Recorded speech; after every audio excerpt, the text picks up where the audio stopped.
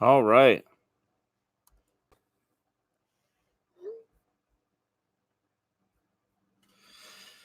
So we'll give some folks time to get on here. Hopefully, prayerfully, this is better than it was before. I don't know what's going on, but I'll fix it, whatever it is, if I don't have it fixed right away this time. But anyway,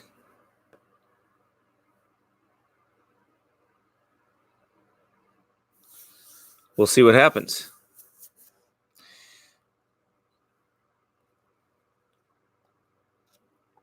Lots of interesting stuff to talk about here today. And I'm going to try to get a lot more into the programming.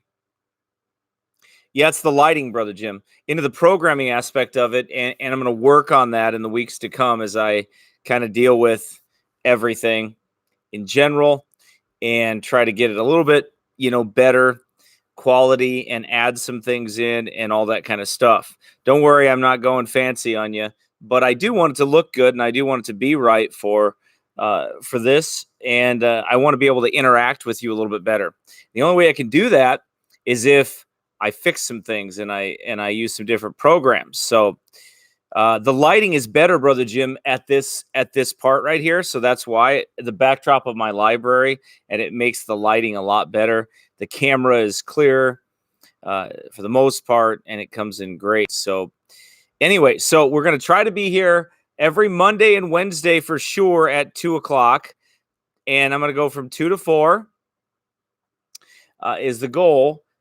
And then I'm still debating on Friday yet. I haven't really settled it because I like to spend some time on Friday afternoons with my family.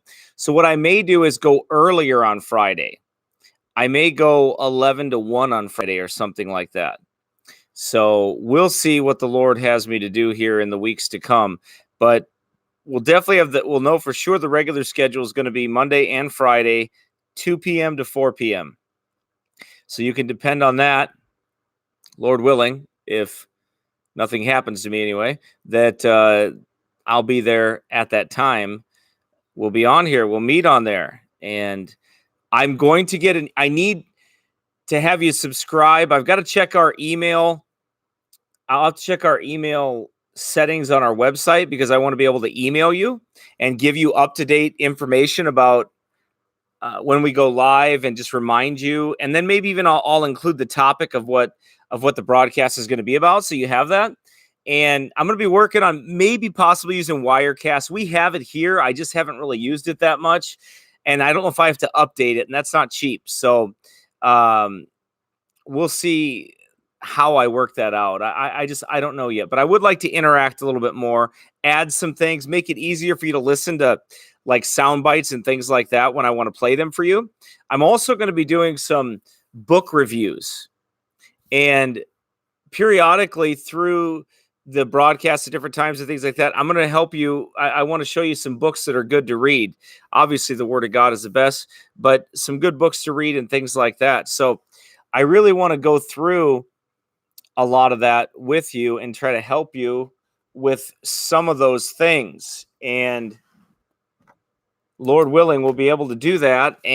But it's something that's going to develop over time. So you'll have to be patient and you'll have to wait for that as we get everything moving kind of in that direction, as I get everything kind of settled in. Now, the only thing that'll change is, if I'm out preaching or something, if we have a big event, like when the state fair comes up, probably won't be doing any live broadcast during the state fair. That's about 2 weeks long. And we hand out 5,000 to 10,000 tracts during that time period of that actual 2 weeks to actually about 3 or 4 weeks in this area. We hand out about, 30 or 40 or maybe 7,000 tracts, maybe 10,000 we'll get out this year. So anyway, with doing that, I'm not going to have the time to be able to go through everything that I want to at those times. So we'll do more of I'll be out on the street, and maybe I'll do some live broadcasts from the street. I'd like to do kind of like what Todd Frio does, that man on the street interviews, and kind of show you what people are like out there when you're talking about the Lord, when you're trying to witness to these people, when you're trying to tell them the truth of the gospel, and just what happens. It's phenomenal, the responses that you get. You would just be shocked to hear what people say when you're doing that, you know. So the format that I want to use, though, for now is I want to deal with some current events. When I get started with that here in a little while, I kind of, make some small talk here in the beginning a little bit. And the reason I want to do the small talk in the beginning is to give people time to get on. It usually takes people about 10, 15 minutes to get on here almost. And I'm good at rambling, so it's not really a problem. But I can kind of inform you about what we're doing. And hey, Brother Jacob, hope you're doing well. And what we're doing, and kind of say hi to everybody that pops on, and that sort of thing. And then get into the current events, and then move it along to the different teaching and the different things that I want to teach you. Also, some of those the book reviews that I want to do, and some of the other things that I want to do to help you along in your Christian walk. Actually, I'll show you the tracks that we produce at different times. I'll kind of show you what we do in the ministry here, the different aspects of it. There's some video that I want to do. I want to get that video, some audio. I played some audio for you before, but I've got a ton of audio and video to go through with street preaching encounters, and stop and explain some of those to you. I'll do some of that during this time period as well, but it's going to take me a little while to get ready for all that. But as soon as the Lord allows me to, I'll put some time into this and do that, and kind of talk, and you'll see kind of the different responses that you get out there. I did reset the router. So Andrew suggested that I reset the router. I reset my Mac. I reset the router. I reset the wireless router and the actual internet box in there. I reset everything. So maybe that helped. Lord willing, that did. I'm still going to find a way. I'm going to get an Ethernet adapter. I have to order it because there isn't one around here locally. But it's an Ethernet adapter that's going to allow me to wire straight in from my box to my Mac, and I think that's better. So I'm gonna do that, so I have a very strong, fast signal that's not dependent on wireless, and I think that'll be better. So glad it's sounding better to everybody, and they can hear okay. That is important to me. I want you to be able to hear everything. I don't want it to be miserable. I know if something doesn't come in right, or the screen doesn't look right, it's not good. So yeah, this newer Mac that I have, I've got a MacBook Pro, and the newer one I have doesn't have Ethernet. I have a dongle that I have to hook an adapter to, a USB-C adapter to Ethernet. I got to get one. I just don't have the adapter that I need. So anyway, I'll get one of those, and we'll go from there, and we'll get it sounding a lot better. And anyway, who knows what the Lord will do with all this. I plan on coming to you at least 2 to 3 times a week. And at the end, we'll do question and answer. So save your questions for the end of the broadcast. And I'll give that time, as soon as I'm done teaching and things like that. I want to give that time. I want to deal with a biblical perspective of current events, and we'll talk Bible with the current events that are going on. And then I want to get into teaching you something that's similar probably to what the current events are, which today is going to be gay rights. I want to talk to you about gay rights in the Bible, what God says about gay rights, and show you and illustrate from the scriptures. And then, at the end, we'll save that for different time periods. So I figured I was going to do it for an hour, but I tend to talk a while. So I don't usually get everything out in an hour that I probably want to. So I figured if I give 2 hours, and if we get done before that, that's fine too. But to give that 2 hour span there is probably going to be better. It's probably going to be more profitable. We can get everything through that I want to say. And, I still don't know about Fridays yet. I'm just not sure yet how I'm going to do that. So bear with me on that one. I did hear about the Straight Pride Parade that is going to go on. So anyway, so it's interesting times that we live in, scary times, times of wicked debauchery, of evil. I'm going to upload also, to keep you up to date here, I'm going to upload a sermon, the part, I guess you could say part 3, but it's the second half, really, of the sermon that I preached a few weeks ago on the feminization of manhood. And it's going to talk about forced amalgamation of women into the workforce. And we're going to deal with how that has affected, how that has feminized men.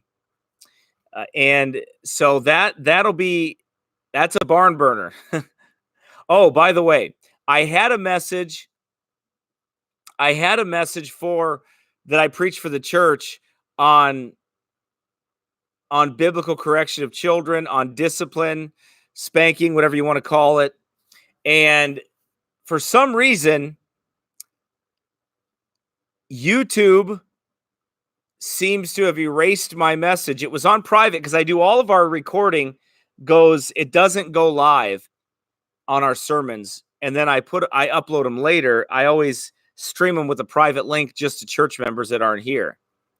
Well, the audio crashed that day. The YouTube video, it won't play. So I don't know what to think about that. But anyway, we'll figure out what we can do about it and see what happens. But I don't know if I can get that one to you online. I'm not sure if I can. It doesn't seem like it's there. I will tell you this, that Satan does war against that stuff. And our children are dying and going to hell. Our nation is going to hell. I preached that sermon was called The Nation of Hellions. Biblical correction is the only answer. It's called The Nation of Hellions. And I deal with children and in this country and just the effects of everything. But that's gone.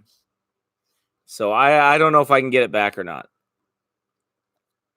I had forgotten to record it on my cell phone. I usually back up on my cell phone, and I had forgotten to do that. Absolutely, it's the parents' fault.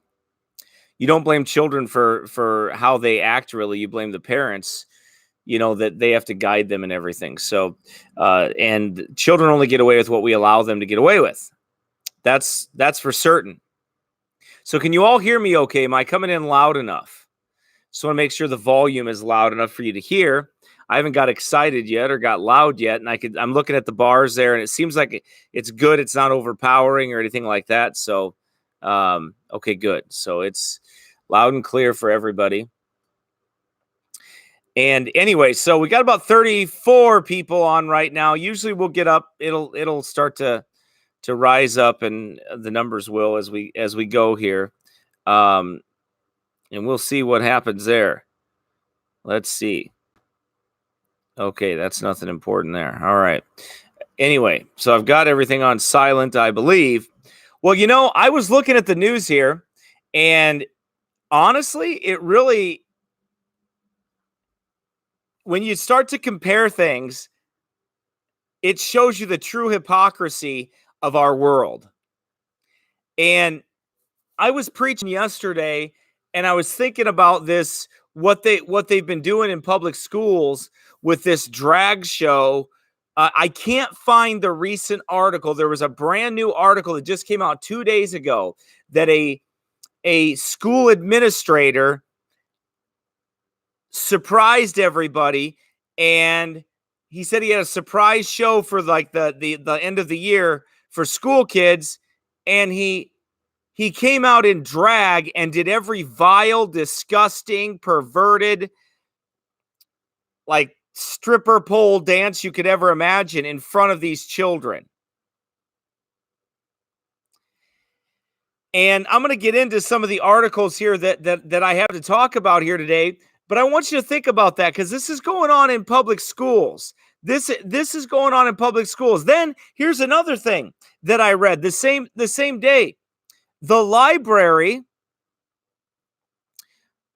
the parents pushed the library so bad against the drag show that was going on And the library was so bad that what they did was the members said, or the library, the parents of the library they said, you can't do this. You're not going to do this here. So guess what happens? A church says, well, you can do your drag show here.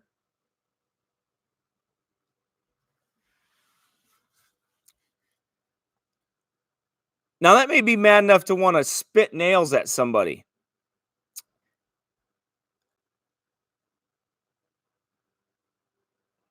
Now, we'll get back to that in a second, but I want to take you to an article it was on sermonaudio.com. It was also on WND.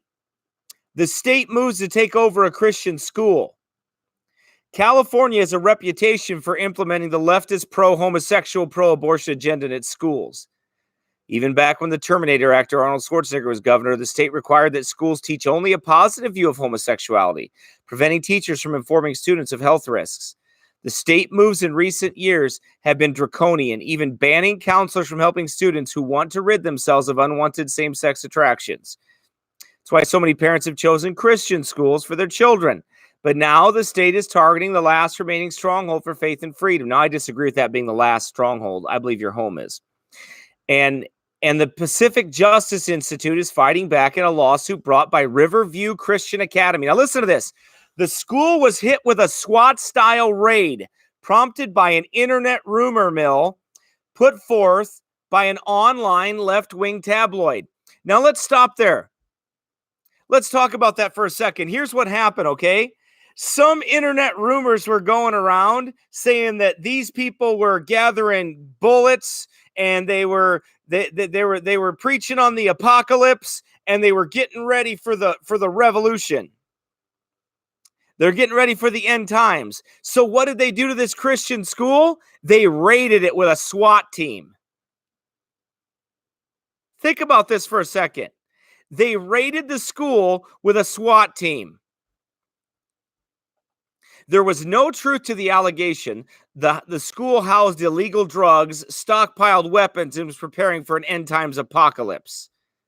The state was duped in ordering a raid that included a 16 armed law enforcement from the California Highway Patrol, 2 K-9 units, and 17 social workers.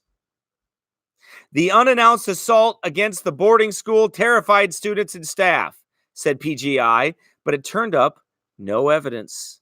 It was, however, only the first wave in the state's attack. Instead of apologizing for its dangerous blunder, the state doubled down and began imposing daily fines against the school for allegedly operating an unlicensed community care facility.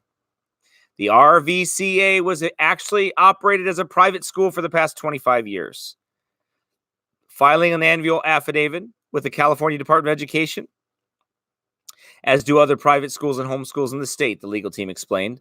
The state is now taking the position that due to recent legislation, it's no longer possible for a private boarding school to operate without extensive licensing and oversight by the Department of Social Services.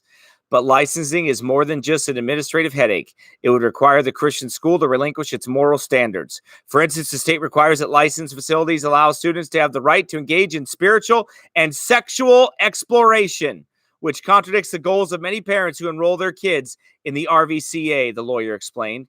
The facility is under the oversight of the Teen Rescue Ministry, which partners with parents who want to provide their teens with a change of scenery and alternative education environment.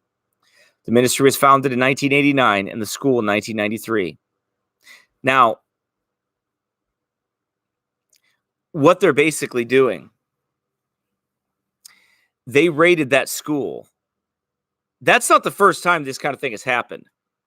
The Christian schools that rejected licensing way back in the 70s in Nebraska, they were raided. IBT, when Pastor Greg Dixon would not take, wanted to end the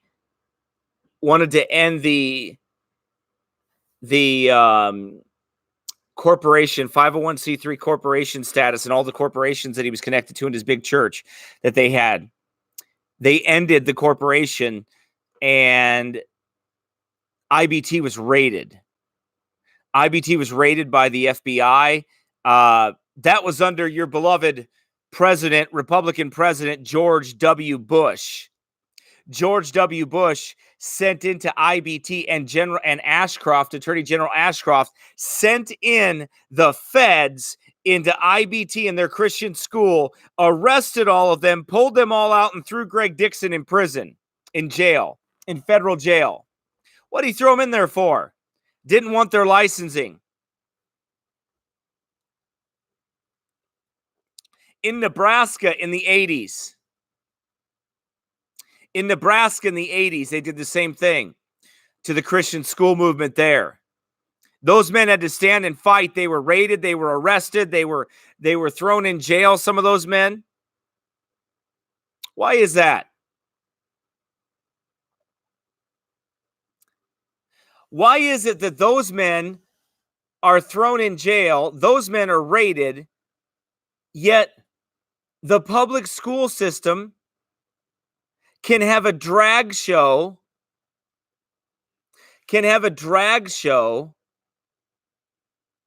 right?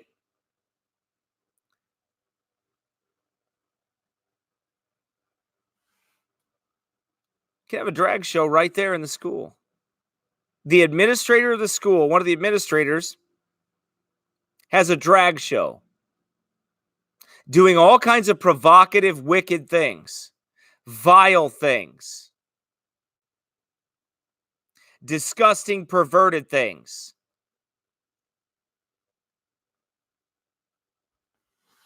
Yet the Christian school didn't do anything wrong. There was an internet rumor. I'm going to tell you something about these. They could take their internet rumor and they can bury it in the pit of hell is what they can do with it. Because just because somebody says something about you doesn't mean it's true. And what they want to do is take those kids and say, you know what? You're not allowed as a Christian to teach them what you want to. You got to teach them what we want you to teach them. You got to teach them our perversion. Just because you don't want to go to our schools? Okay, well, we're going to pervert your Christian schools.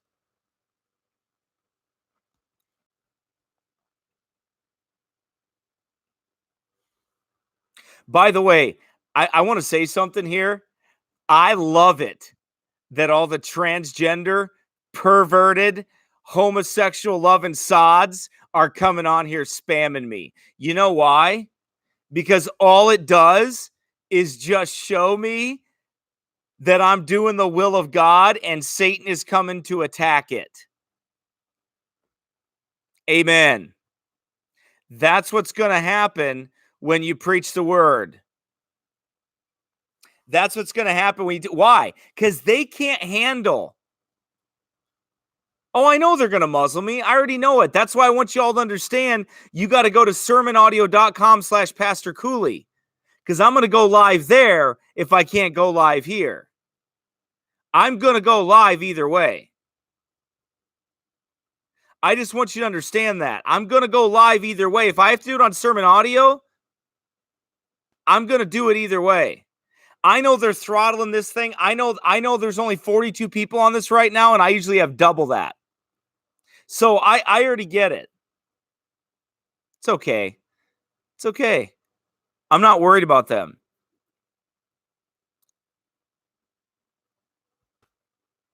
I'll get whatever the support I need, whatever the equipment I need to do whatever I have to do on Sermon Audio Live, whatever all that stuff is. I'll do all that. I'll do it. The Lord will provide, and I'll do it live there. And we'll get the subscription for going for our website, so people can subscribe to our emails, so we can alert you to our live broadcasts and things like that. We'll get the message out either way. So that's fine. We'll see what the Lord does, but God's able to do a lot more than what a bunch of sods can do. That's for sure. And hey, it's the way it works. Okay. So let me ask you a question. Why do you think it's okay for them to do that? Why is it okay for them to suppress Christians?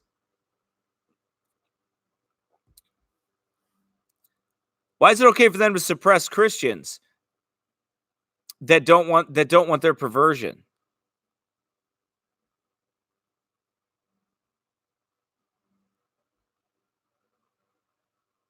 So they're going after them. So they're going to lie. By the way, Satan uses false accusations.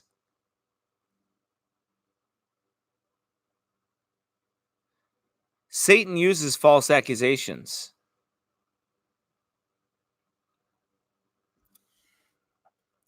to try to harm the people of God. He always has. He always will.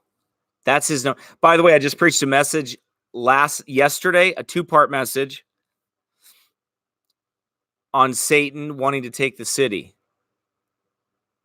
and Satan's psychological games, his warfare that he plays on the saints to remove us, to get us to fear so he can take the city.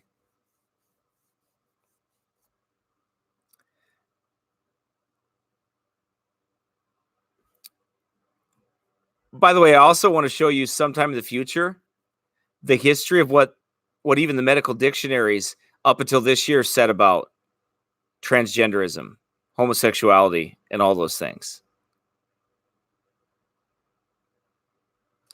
They are gonna absolutely falsely accuse you when you preach it. I've had them lie right in front of cops, and I have video. Sodomites are the biggest liars you'll ever find in the whole world. I mean, they are the biggest liars you will ever see. They plain and simple lie, like right there. I had them lie about me right there, and then I had video, and I mean, so many times. They're violent, they're mean, they're nasty. Oh, I'm going to show you because I'm going to go live at that event, and I'm going to show you what their tolerance is. I know it's disgusting, and it's not like good to see, but I want you to see it. I want you to understand what it is, though, what we face when we go out there. I want you to understand what we see when we go out there. I want you to see how tolerant they are. Yeah, you've seen it, but not very many people have. I'm telling you, if more Christians understood exactly the way this movement really is, the way they are, and how mean and nasty and dirty and vile those people are, you'd think differently. They are filled with hatred. But see, I don't hate them. I don't hate them. I want them to be saved. I want them to be saved before it's too late, because I know judgment is coming upon them and God's going to burn them.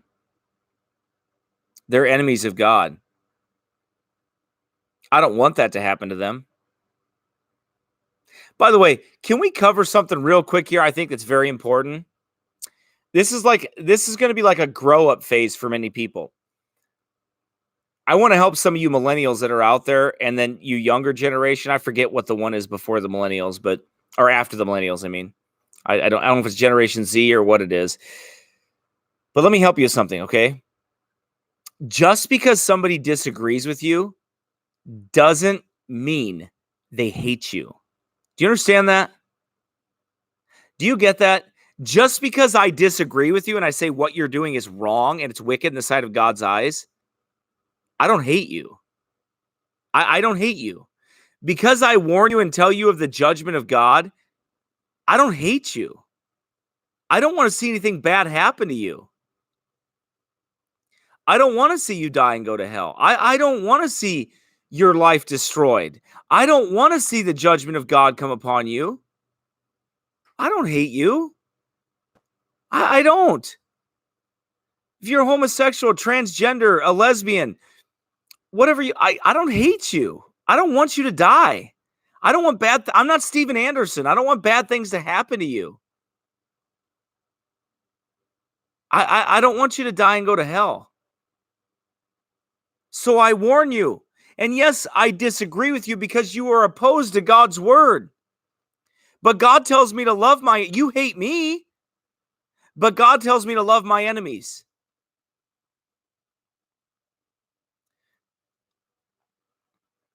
So what do? I preach to you. I tell you the truth. I don't want you to die and go to hell. So I warn you. Therefore, knowing the terror of the Lord, we persuade men. That's what we have to do. We know the terror of the Lord. We know what's going to happen. So we persuade men. We are ministers of reconciliation.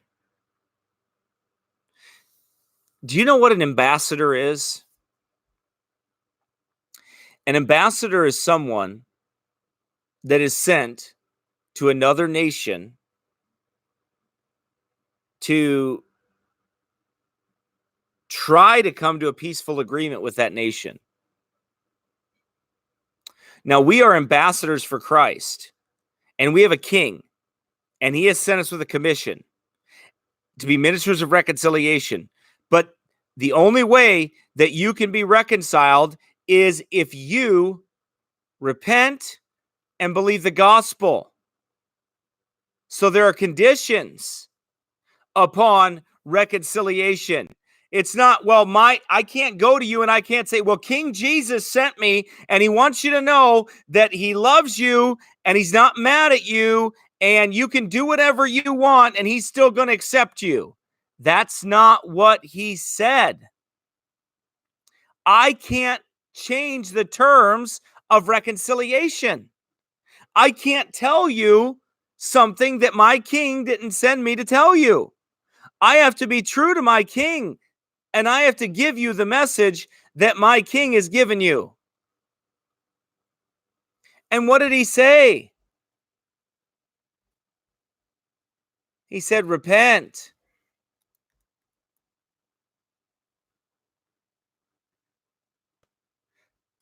Boy, you want to hear something neat? Not to coin a phrase of my friend Pastor Mike. Isn't that neat?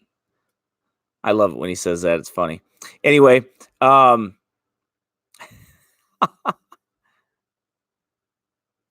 got one for you. Listen to this. The word ambassadors is in the King James Bible 8 times. 8 times. What does that number 8 stand for? It's the new life, regeneration, reconciliation. We are ministers of righteousness and we deliver a message of reconciliation, of life. We are ministers of life. We want to come and tell you life, give you life. Jesus said, I came that you might have life and that you might have it more abundantly. So we therefore are ministers of reconciliation.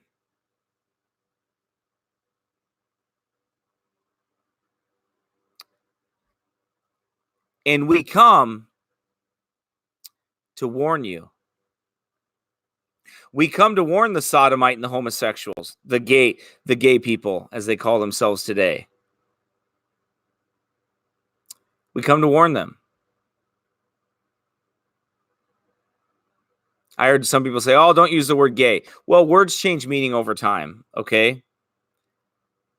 It's just like when you say abortion. Abortion is in the Bible, but child sacrifice is talked about in the Bible. They turn their children over to burning. I mean, there's many other words that are used. In the modern vernacular, people understand what we're saying. That's the original intent of the word. That's right. Gay means happy. That's the original intent of the word. But over time, words have been adapted to change the meaning. I'm not saying that the Bible's wrong. I'm saying that the biblical version of gay and the modern day use of gay is not the same thing. But when you say that today, people understand what you mean by that. They understand that. So it's not wrong to explain it in those terms so people understand that.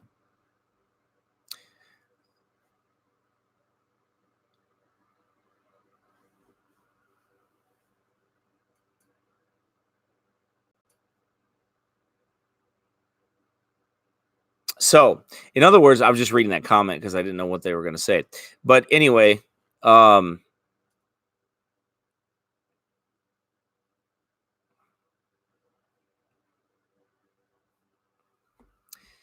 Aaron, I just went ahead and added you as a moderator. So if any filthiness comes on here while you're on here and you're popping in on here, you can see that and you can deal with it.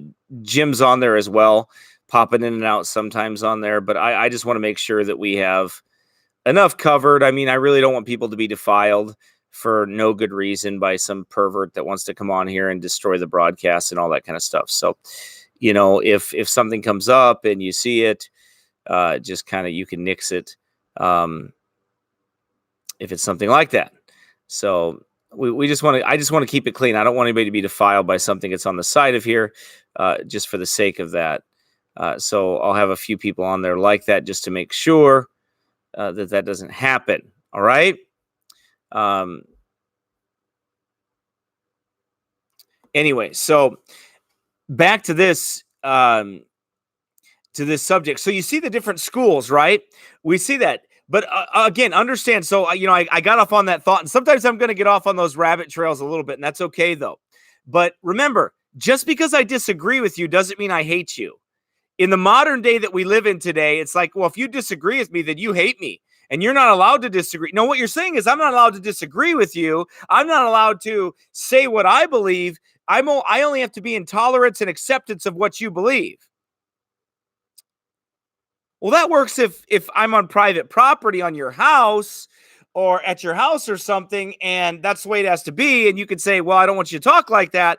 Well, I can understand that. I'll just leave. But in a public forum, you ought to be able to have disagreements. You ought to be able to have that. People ought to be able to disagree about things. We're getting to be a bunch of stinking, rotten little babies that can't disagree with anybody. We should be able to disagree with each other, within reason, of course, and keep a certain deportment about ourselves. It used to be called being mature. I don't mean I have to have your filth all over and your dirty stuff all over here, but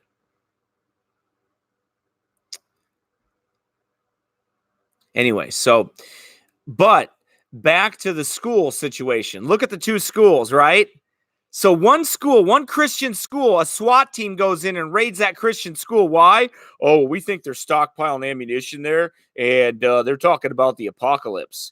Well, I got news for you. I got a Bible right here. Revelation talks about the apocalypse. I mean, I only have one room here. If you want to come and raid it, it's right here. Ain't nothing to see. It's just me in here all day.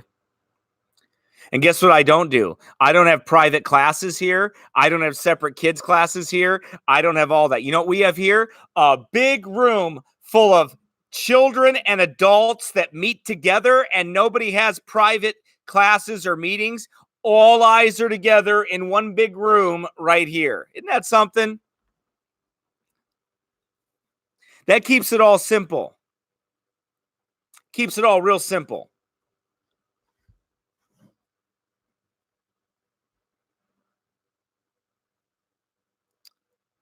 Nora Jean tells me to read the Bible before you try to preach on God's word. Well, Nora, I've read the Bible quite a few times and I was called to preach, and you're not. So shut your mouth. That's what you should do. You should shut your mouth because God never called a woman to correct a pastor. So you should just shut your mouth and go make some cookies. That's not very nice. No, it's true. Sometimes being true is not always nice. You know what's sad? When women try, by the way, if somebody wrote me in private and asked me a question, I have no problem answering it. But when you try to, when a woman tries to correct me on preaching and tell me what to preach, there's like this Jehu spear that rises up in me. And I'm like, you're not telling me what to preach. You're just not. I love godly women. I will protect them. I will care for them. I will help them. I will be there for them. But you know what? I don't put up with religious Jezebels that try to tell men what to preach. Not even in like a little bit. Not even a little bit I don't put up with it. Why? Because I know what the spirit is. I know where it comes from. Seen it too much. Too much. It's that same Beth Moore spirit. Wow. Man, should we go off on a little trail with about Beth Moore? Maybe we should. Beth Moore. If you go, that's what I like about 2 hours. I got plenty of time to talk about everything. Beth Moore. Beth Moore from the Southern Baptist Convention puts her stamp of approval. Hold on, I got to stop here because Nora's being funny now. Nora's telling me that God's wreath will come down on me. Well, Nora, God's wrath can't come down on me. God's chastening rod may come down on me. If I am wrong, God will chasten me with a rod. But Christ took the wrath of God upon him for my soul. So just as you told me to read the Bible, I really think you should understand Bible doctrine. Because the child of God will never receive the wrath of God. The wrath of God abideth on the lost person. Now the rod of God, of correction, God will definitely correct me and has corrected me. But the wrath of God will never come on me because Christ paid for my sin. Christ paid for my sin, Nora. I wish you understood the gospel. I wish you knew what the Bible actually said. Okay. Anyway, so we'll say bye to Nora. Nora Jean. She's gone.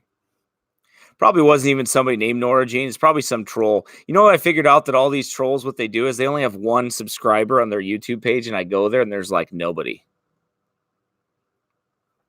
Yes, Katie Porter, I believe Moore is a witch. I absolutely believe Beth Moore is a witch. I agree with you. Anyway, so Beth Moore, she has these friends, right?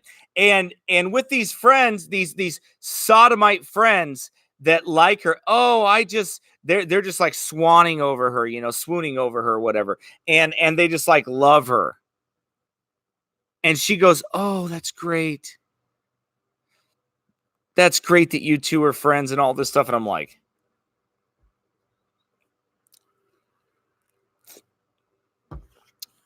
that's gay.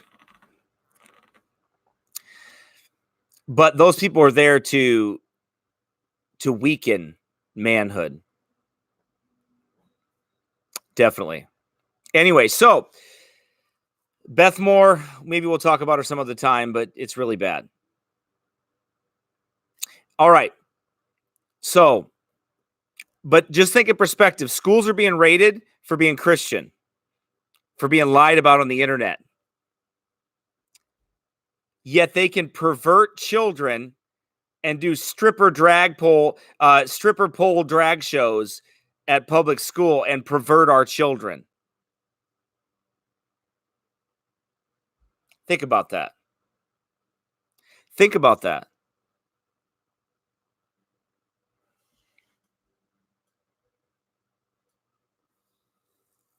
I want you to think about that.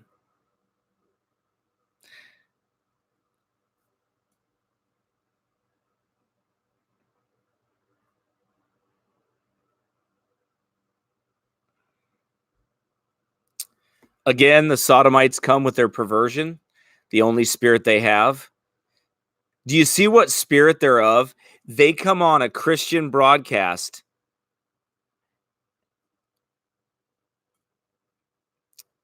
They come on a Christian broadcast and attack it and say all manner of evil and wickedness against us. Happens all, I don't know what it is.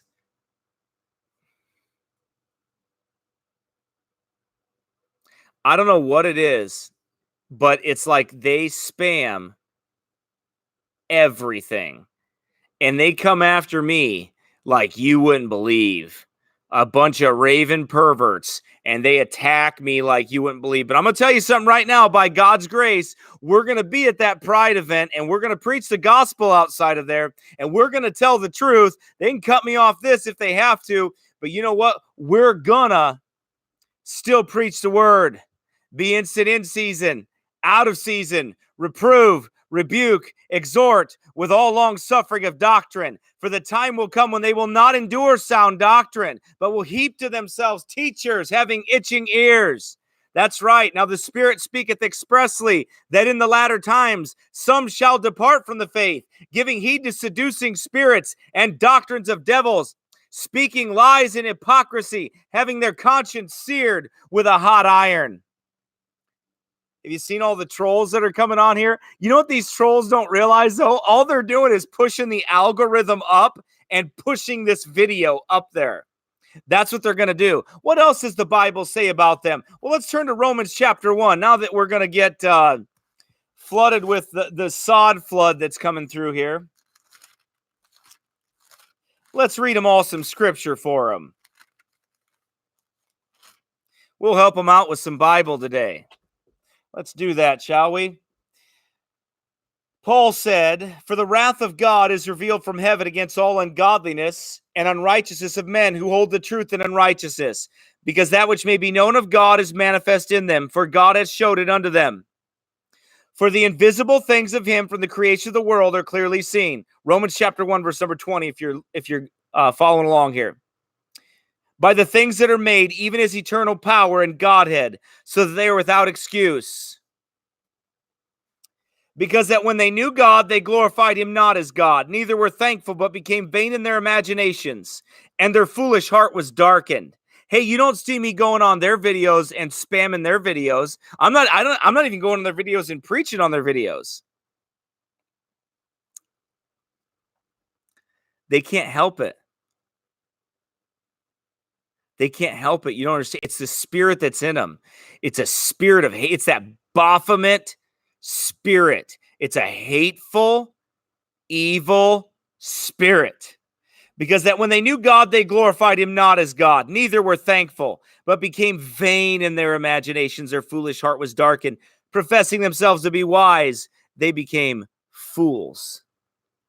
They're fools.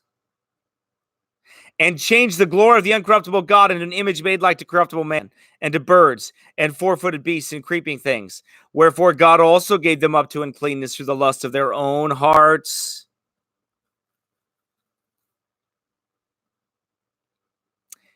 to dishonor their own bodies between themselves, who changed the truth of God into a lie, and worshipped and served the creature more than the Creator, who is blessed forever. Amen.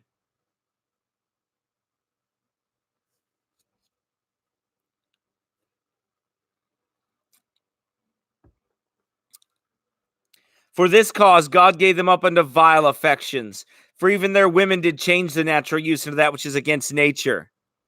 You know the culture's going to hell when the women do that.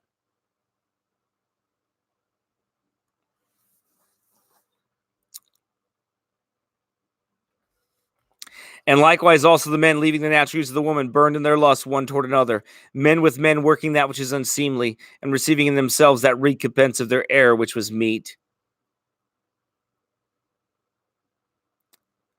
And even as they did not like to retain God in their knowledge, God gave them over to a reprobate mind to do those things which are not convenient, being filled with all unrighteousness, fornication, wickedness, covetousness, maliciousness, full of envy, murder, debate, deceit, malignity, whispers, backbiters, haters of God, despiteful, proud, boasters, inventors of evil things, disobedient to parents, without understanding, covenant breakers, without natural affection.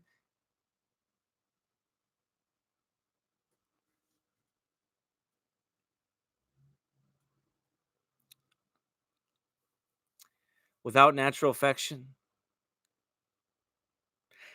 You know, let me stop here and say this. Do you find it interesting that I surrendered to basically do more of these online programs today? and that I started with this 2-hour broadcast today, and I'm going to do another one. Abigail asked me a question. Do you sit in front of all those books to look smarter? Why? No, I don't. Actually, I really don't. I don't think it actually makes me look any smarter. But thanks for asking.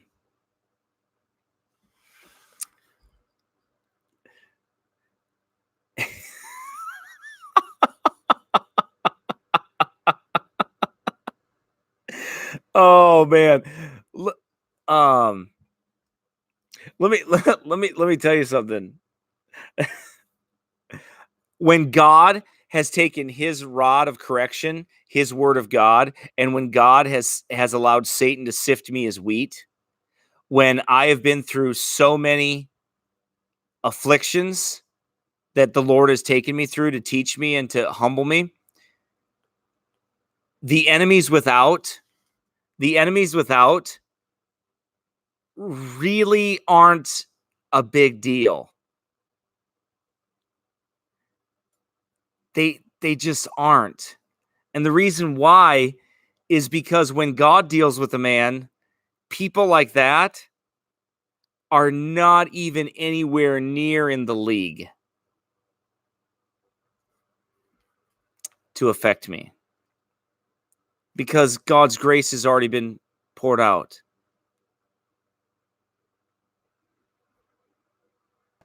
Okay?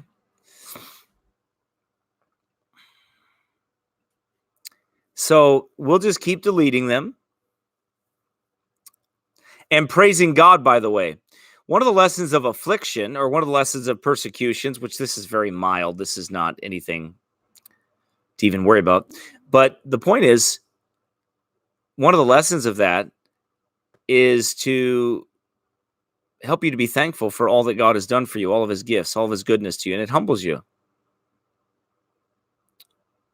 So save your questions for the end of the broadcast. The format that I'm trying to follow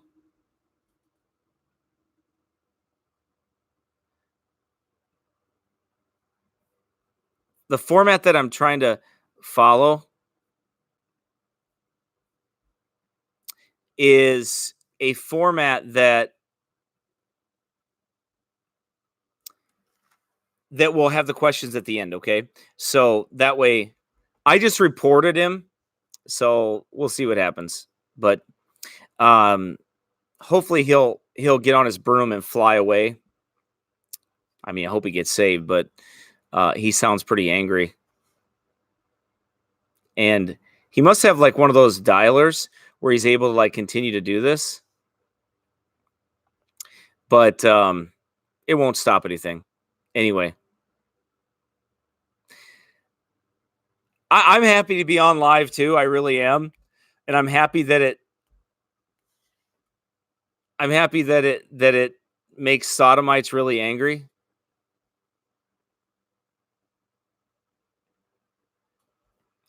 Because they need to be concerned about their sin. They need to be concerned about where they're headed. I've never seen so much spam in my life in one broadcast. We're on about an hour here so far. We're about 53 minutes into the show, and I have never seen so much spam in my life, except at a spam museum.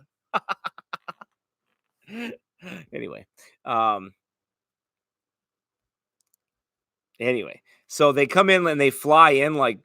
Remember, the Bible says that Satan is the prince of the power of the air, the spirit that now worketh in the children of disobedience. So they fly in just like this one. They fly in and they fly out just as quick. Just as quick. They'll keep doing it for a while, but we'll keep erasing it. And yeah, and it's something. But look, it shows you the war that we're in. This is actually interesting to me, because what it does is it shows the war that we're in.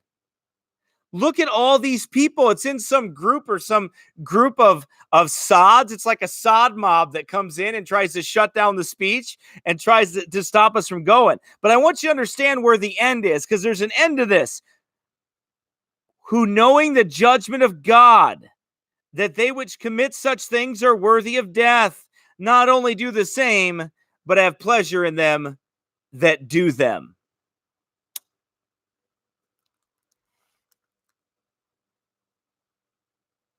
That's the judgment of God on that. There's a judgment coming. There's a judgment coming. And it won't be pretty. Not at all. It'll be sad for them. We ought to feel pity for them. Don't let their vileness make you lose your pity for them. Because they're going to hell.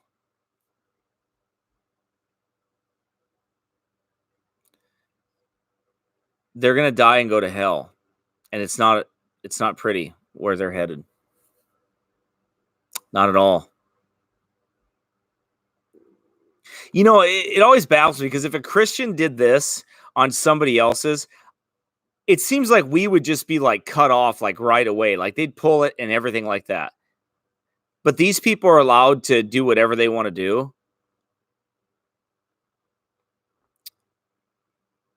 You know, and get away with it.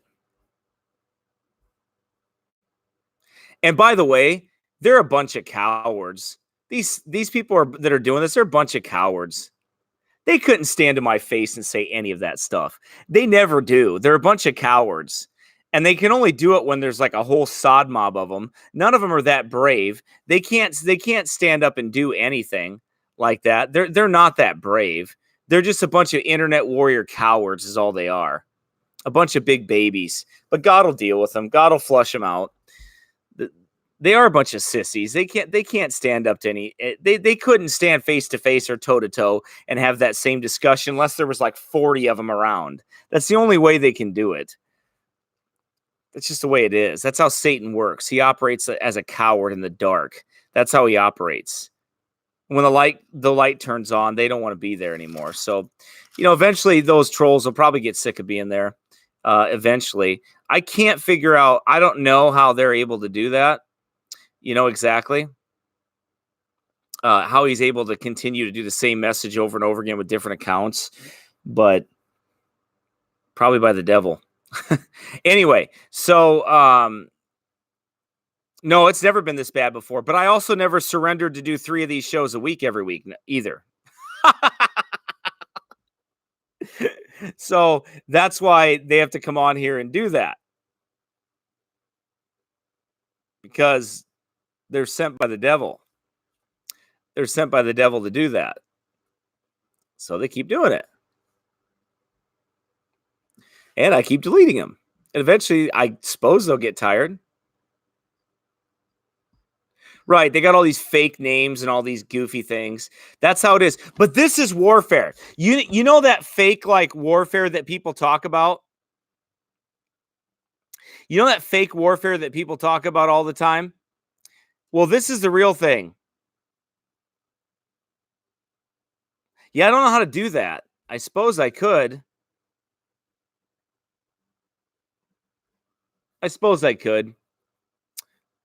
But I really don't want him to win. I really don't want him to win. But, you know, if a Christian did this kind of stuff, what would happen to us? If a Christian did this stuff, we'd be kicked off.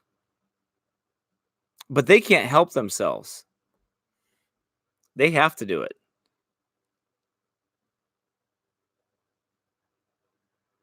That's true. That might not be a bad idea. I don't know how to do that, though. I guess I'll look into doing it next time, maybe. It's too bad, though. Anyway, it's too bad. But, so we see, yeah, it is a sod mob. It's absolutely what it is. Now, so we see the hypocrisy of the government in dealing with a Christian school versus a public school. All that hypocrisy there. And it makes us wonder where we're all headed. Hey, Elizabeth, I'm glad you like the library. But we wrestle not against flesh and blood, but against principalities, against powers, against the rulers of the darkness of this world, against spiritual wickedness in high places. This is the devil's crowd.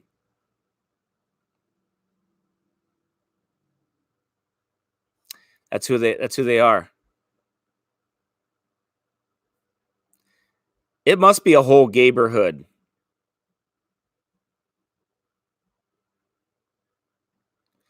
It must be a whole gayborhood in there, I guess. That's the sod mob has officially come to attack me. Won't be the first time, I'm sure. Won't be the last time.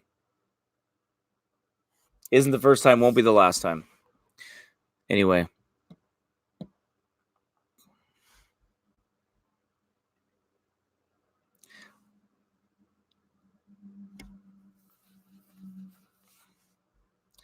Now, let's talk about gay rights in the Bible. Let's talk about God and gay rights. Shall we? Let's go to the Bible. We're going to go to the Word of God, and we're going to talk about that. And I want to teach you some things of what the Bible says about gay rights. And you know what? They're going to flip up all their nonsense. Just ignore them. Just ignore them. Whatever.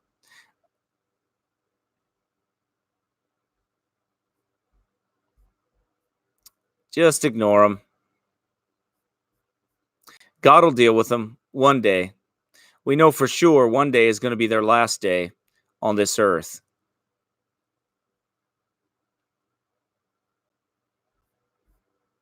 One day, God's going to deal with them permanently in the lake of fire. And when they stand before God and the books are open and their name is not found written in the Lamb's book of life, they'll be cast in the lake of fire for all of eternity.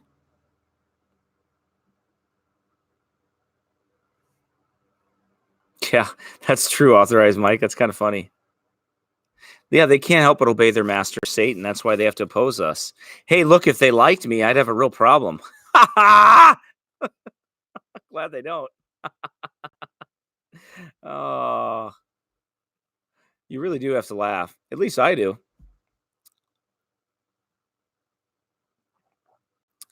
All right, Judges chapter 19. The book of Judges. Chapter 19. Are you ready? Turn your Bibles to Judges 19. Who knows if they'll be on all the shows? I don't know. I doubt it. They don't have the stamina for it. They don't have the guts for it. They won't stick around. All right, let's go. Judges 19 in your Bibles.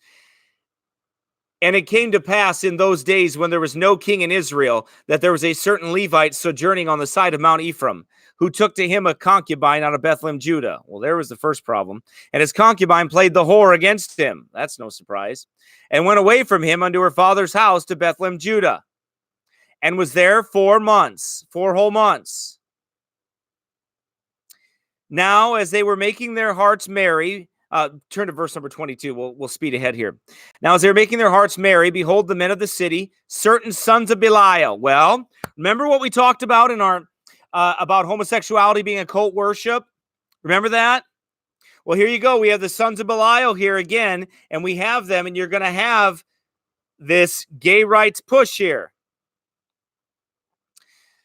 Now, as they were making their hearts merry, behold, the men of the city, certain sons of Belial, beset the house round about and beat at the door. Hey, it sounds like it sound like our live broadcast here? What happens? Oh, I don't know. A child of God is trying to preach the word of God, trying to do something for God, trying to fellowship or be together with the saints of God. And what happens?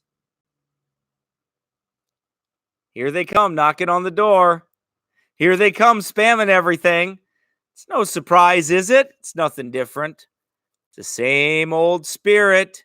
Nothing's changed. They force their way in. What do they do on this broadcast? Man, it's so great not to use book illustrations and I just use real life stuff, because here they come, forcing their way into the subject, forcing their way on threads, spamming their way through there.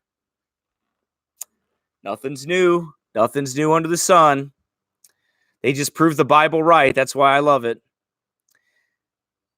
What do they say here? Now, as they were making their hearts merry, behold, the men of the city, certain sons of Belial, beset the house round about and beat at the door. Oh, that sounds familiar. And spake to the master of the house, the old man, saying, bring forth the man that came into thine house, that we may know him. They were trying to pervert the old man, or they were trying to pervert the people that were with him. And the man, the master of the house, went out unto them and said to them, nay, my brother, nay, I pray you, do not so wickedly. Seeing that this man is come into mine house, do not this folly. Folly. Sexual perversion, folly.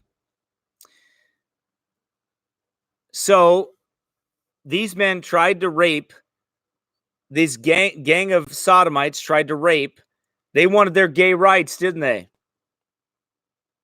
So they tried to rape this man.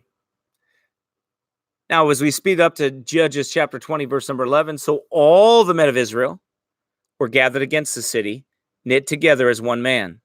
And the tribes of Israel sent men through all the tribe of Benjamin, saying, what wickedness is that is done among you? Now, therefore, deliver us the men, the children of Belial, which are in Gibeah, that we may put them to death and put away evil from Israel. But the children of Benjamin would not hearken to the voice of their brethren, the children of Israel. What's it say? But the children of Benjamin gathered themselves together out of the cities into Gibeah to go out to battle against the children of Israel. So let's get this straight. The children of Israel were like, hey, these guys raped this guy, or raped his concubine. They wanted to rape him. Bring him. Bring him to us. We're going to put him to death for what they did. The men of Benjamin said, nope. They got gay rights here. You're not going to kill them. They got gay rights. Well, God's going to show you what he thinks about gay rights. Every time we see sodomites in the Bible, every time we see them in the Bible, they're being judged. When God deals with them, God is judging them. God is dealing with them. God is destroying them. You know, the downfall of our nation did not start, though, with gay rights. It started with fornication. You look at Judges 19:1, every man, there was no king in Israel. Every man did that which was right in his own eyes. They forsook the Lord. They forsook the Lord. And they followed their own hearts. Their own hearts. This man had a concubine that played the whore. You know, fornication was the downfall of this, one of the downfalls of this nation. One of the end time sins that we find in Revelation is fornication. That's one of the end time sins. That's one of the sins that affects and destroys our nation. Ezekiel 16:49. Behold, this was the iniquity of thy sister Sodom. Pride. Wow. So, Sodom, pride. Right next to each other in the Bible. Sodom, pride. Sodom, pride. See that? What do we have in America? Fullness of bread. We have absolute prosperity in America. You know, I watched a video from a man in China. or a preacher that was in China, and he spent like a week with these Chinese people that took like 13 hours to get there. He preached the Bible 8 hours a day to them and taught them. And at the end of that, he said, the Chinese people said, "Would you pray for?" He goes, "What can I pray for you for?" And the Chinese people said, "Would you pray for us that we could be more like you?" And the man said, "No, I won't do that." He said, "You came to this room and I've taught you for 8 hours straight. You walked 13 hours to come here. You sat here for 8 hours without air conditioning on the floor. You pray hours upon hours a day." He said, "I won't pray that you become more like us. I'll pray that we become more like you." Boy, that video really hit me. It really hit me. "Behold, this was the iniquity of thy sister Sodom." Pride. The Bible says they're proud.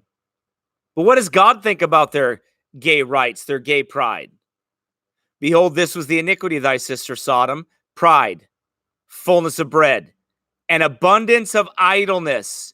I mean, take a look at this. They weren't on here. Those Sodomites came on this channel not to listen, to be edified, and to build themselves or to grow or to watch a video of like learning something. No, they were here in idleness to cause trouble. Think about that. Pride. Sodom, pride. Sodom, fried.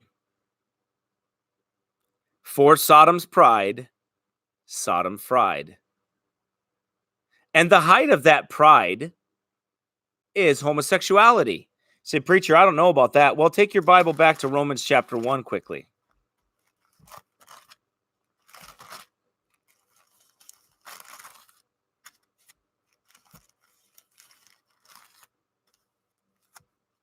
Because when we look at Romans chapter 1,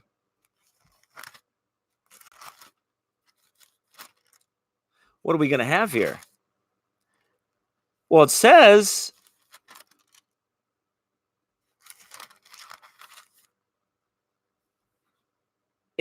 "For the wrath of God is revealed from heaven unto all ungodliness and unrighteousness of men who hold the truth in unrighteousness. Because that which may be known of God is manifest in them, for God has showed it unto them." Verse 21, "Because that when they knew God, they glorified him not as God, neither were thankful, but became vain in their imagination. Their foolish heart was darkened. Professing themselves to be wise, they became fools." They were proud. They were proud. They were proud against God's order. God had an order. In the beginning, he made them what?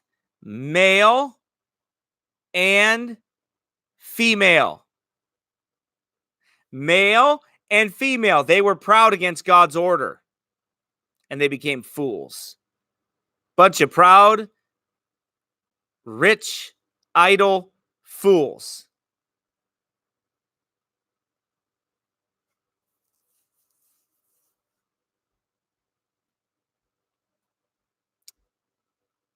That's America. Sodom pride. We have the same thing going on. Same thing's going on in Israel. Same thing goes on in America. So goes the nation. The blueprint for destroying America. Same thing.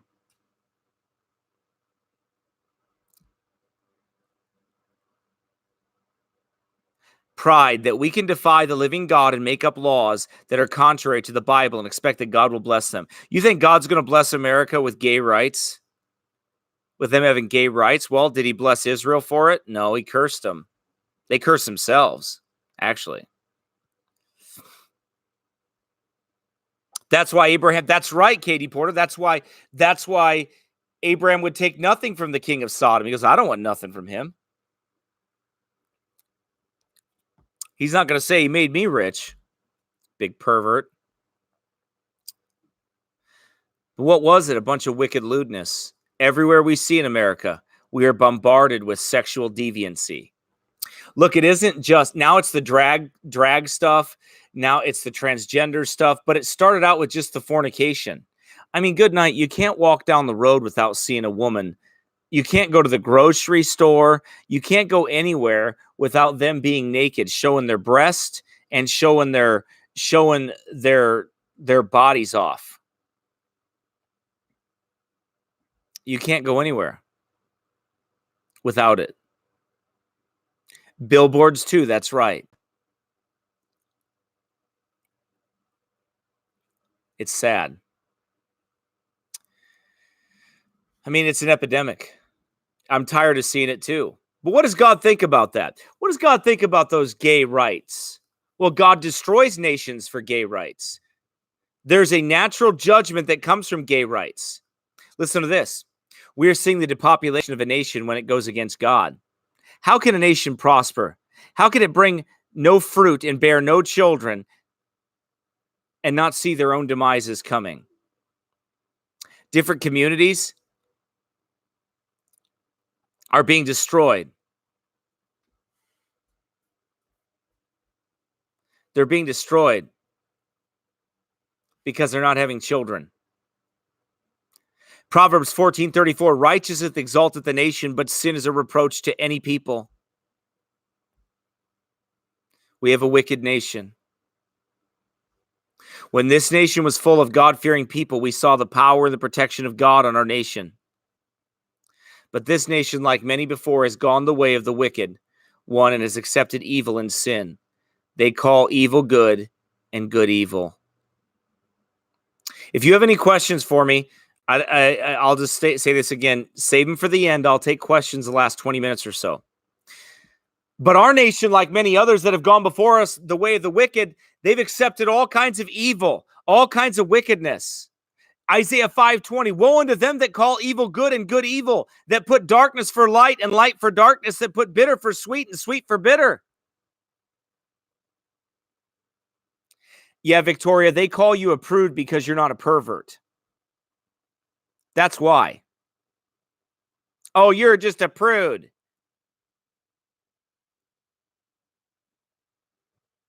It's perverted.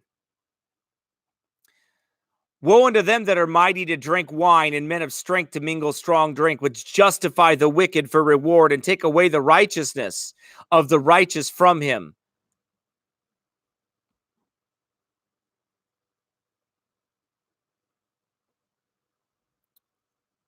Therefore, as the fire devoureth the stubble and the flame consumeth the chaff, so their roots shall be as rottenness and their blossom shall go as dust, because they have cast away the law of the Lord of hosts and despised the word of the Holy One of Israel. This is what happens in America today. This is why God hates it. This is what the Benjamites practice, gay rights. God showed his utter hate for it. Look at Judges 20, verse number 1. Then all the children of Israel went out, and the congregation was gathered together as one man from Dan even to Beersheba, with the land of Gilad, unto the Lord in Mizpah. And the chief of all the people, even all the tribes of Israel, presented themselves in the assembly of the people of God. 400,000 footmen that drew sword. Man, they had a war.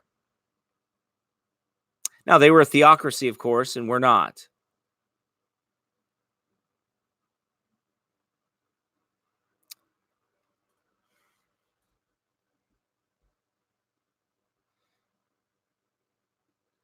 And the Levite, the husband of the woman that was slain, answered and said, I came into Gibeah that belongeth to Benjamin, and I and my concubine to lodge. And the men of Gibeah rose against me, and beset the house round about upon me by night, and thought to have slain me, and my concubine have they forced, that she is dead. And I took my concubine and cut her in pieces and sent her throughout all the country of the inheritance of Israel, for they have committed lewdness and folly in Israel. And the tribes of Israel sent men through all the tribe of Benjamin, saying, what wickedness is this that is done among you? Now therefore deliver us the men that the children of Belial, which are in Gibeah, that they may put them to death and put away evil from Israel. But the children of Benjamin would not hearken to the voice of their brethren, the children of Israel. But the children of Benjamin gathered together themselves together out of the cities into Gibeah to go out to battle against the children of Israel. And the children of Benjamin were numbered at that time out of the cities 26,000 men that drew sword, beside the inhabitants of Gibeah, and they which were numbered 700 chosen men, the Benjamites. They thought it was okay to be gay.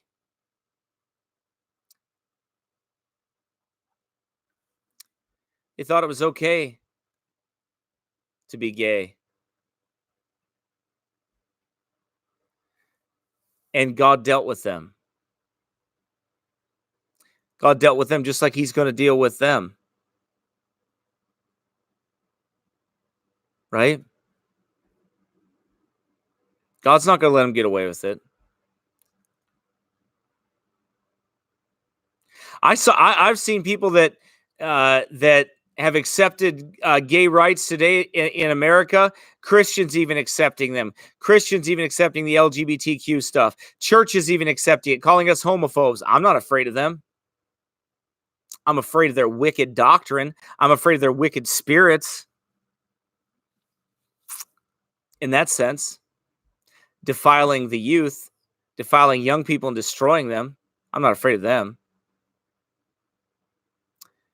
Judges 20, verse 8, the children of Israel arose and went up to the house of God and asked counsel of God and said, which of us shall go up and battle against the children of Benjamin? And the Lord said, Judah shall go up first.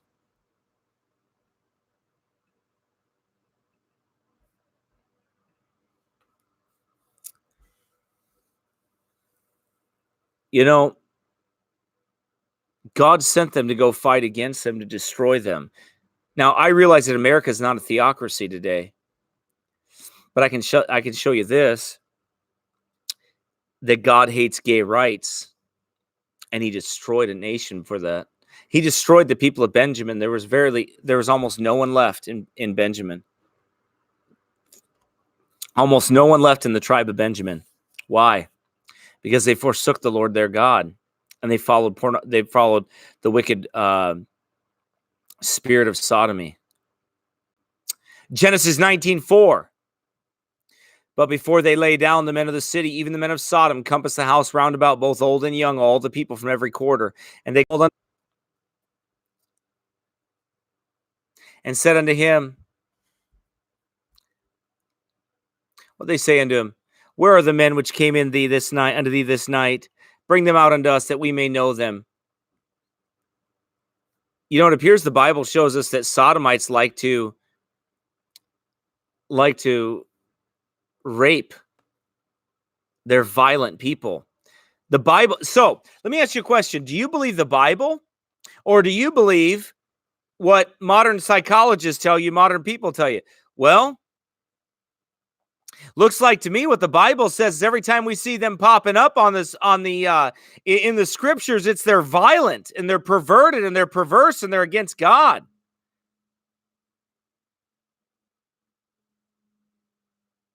It's exactly what they are.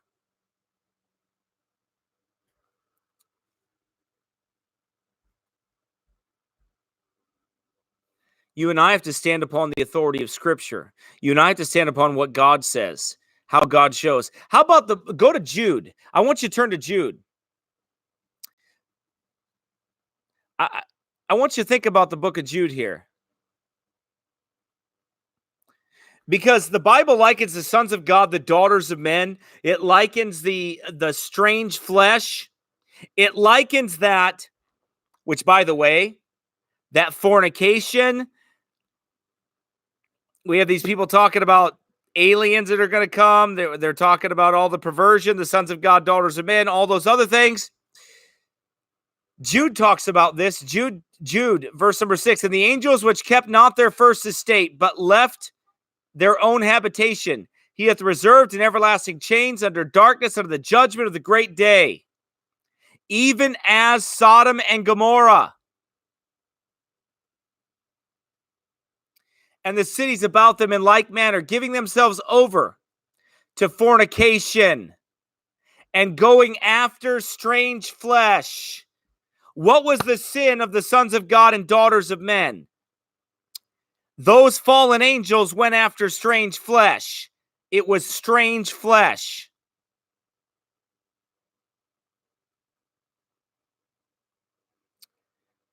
What is Sodom and Gomorrah destroyed for? Going after strange flesh. God hates gay rights. And set forth for an example, suffering the vengeance of eternal fire. Likewise, also these filthy dreamers. Look at this quote. You see this quote that this guy has put up along here? He's put it up like at least 50 times on this thread with different names. He's invented different names and put them on here. It's YouTube trolling me or whoever's trolling me, right? What are they? They're filthy dreamers. They're filthy dreamers. They're dreaming this stuff up and this perverted stuff up in their mind, and they're putting it on here. Instead of like the Christians told to cast down imaginations and every high thing that exalted itself against the knowledge of God and bring every thought into the captivity under the obedience of Jesus Christ. But these filthy dreamers defile the flesh. They despise dominion. They despise authority and speak evil of dignities. Yet Michael, the archangel, when contending with the devil, he disputed about the body of Moses. Durst not bring against him a railing accusation, but said, the Lord rebuke thee. But these speak evil of those things which they know not, but what they know naturally is brute beasts. In those things they corrupt themselves. They are like what? Brute beast. No reasoning. No understanding.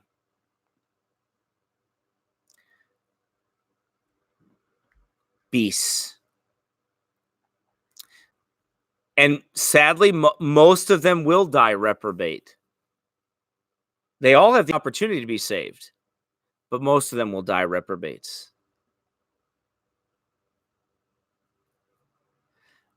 I hate to break it to you. It's not love to rape someone until their entrails fall out. That's not love. That's not love. It is sick.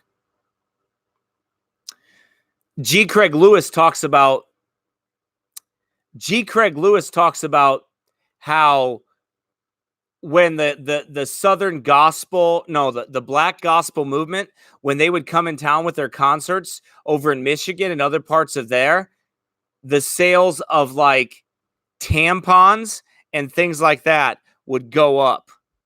I'm not going to go into that any further, and I don't want you to on this thread, on this comment thread. But that's what he said.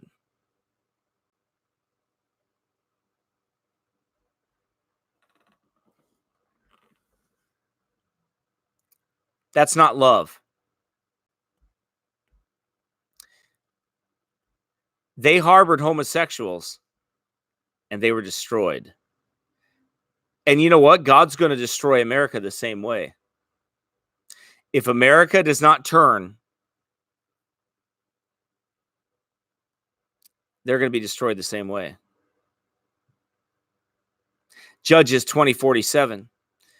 But 600 men turned and fled to the wilderness and the rock Rimmon and abode in the rock Rimmon 4 months. And the men of Israel turned again upon the children of Benjamin and smote them with the edge of the sword, as well as the men of every city, as the beast and all that came to hand. They set on fire all the cities that came to it. You know what else happened? They couldn't have wives. Those men that harbored those sodomites didn't have enough wives because everyone was slaughtered and destroyed in that. How shall we do for wives for them that remain, seeing we have sworn by the Lord that we will not give them of our daughters to wife?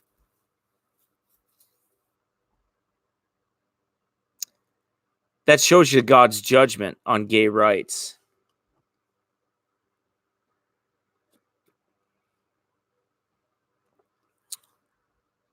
To harbor sin is not to love people. To straightly warn them is to love them. Every time we see that in the Bible. That's so hilarious that your 2-year-old just said Cooley. That's funny. Anyway. But it shows us in the Bible that every time we see that, there's destruction, decimation, devastation, rape, pillage, perversion, murder. God hates gay rights, and he judges nations for them. He destroys them. One day he will destroy that nation for it. All right. Anybody have any questions?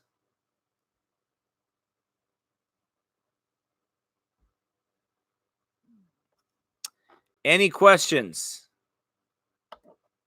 We'll start taking those now here. We've got about 25 minutes or so, or however long, if we think of anything else, but that could come up. But Cooley, that's funny. I've been called worse, so that's not bad. Not bad at all. Anyway, I know somebody, I saw some questions. Somebody asked me if I would talk about Babylon sometime. Yeah, Babylon's a big subject. You know, it's an extremely big subject. So there's a spirit of Babylon. There's Babylon. There's a lot that goes into that. But yeah, Kinsey was a disgusting, wicked, satanic pervert. That's what Kinsey was. And the Kinsey experiment was wicked as hell. Yep. Oh, yeah. Led by the Jesuits, of course. Always. Always, always, always.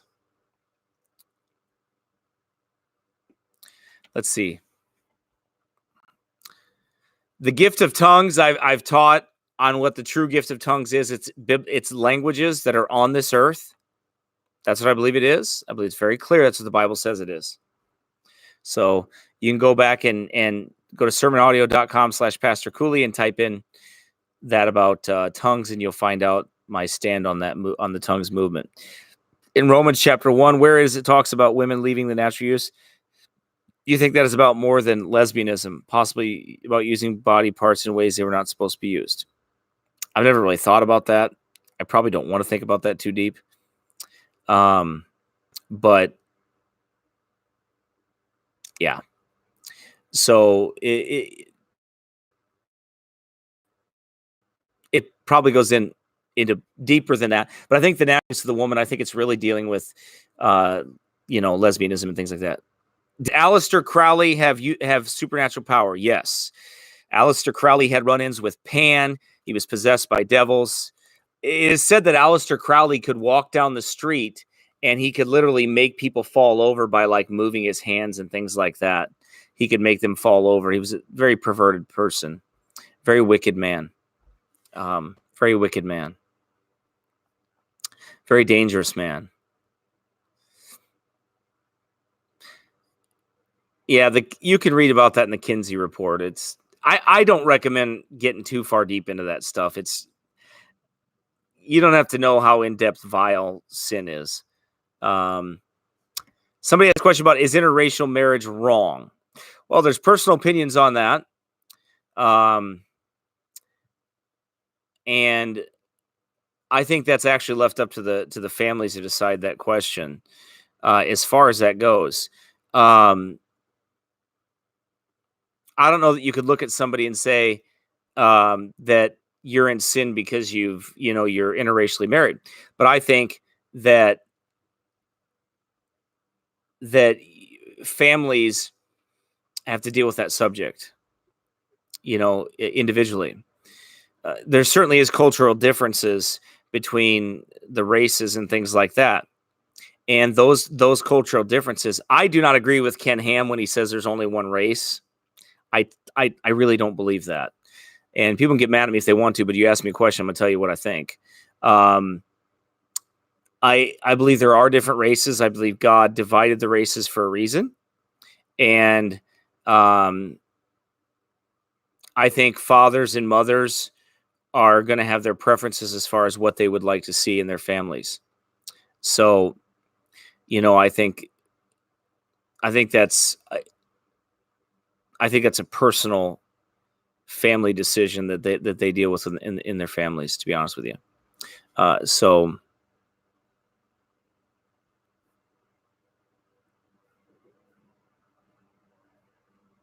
I think you see modern day interracial marriages more, but I also think there's something I think people should think about. That Babylon is where everyone becomes one, where there's no more distinctions in the races, there's no more distinctions in people, there's no more distinctions of cultures, there's no more of any of that, and it all becomes one and everybody's the same. That ought to make you wonder, why is that way? Why? Why is it that way? So I really, I think that's a family's personal preference as far as what they choose with that.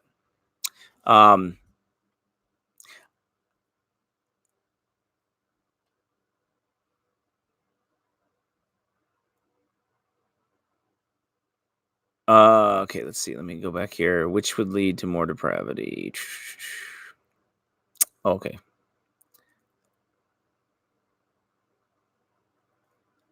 I've never looked into the Christian identity movement, so I don't know much about it. He asked the question, could you or would you talk about the Christian identity movement? I could look into it. I've never looked into it before. What do you think about human genetic manipulation? I don't think you ought to do it. I think you ought to leave the genes alone.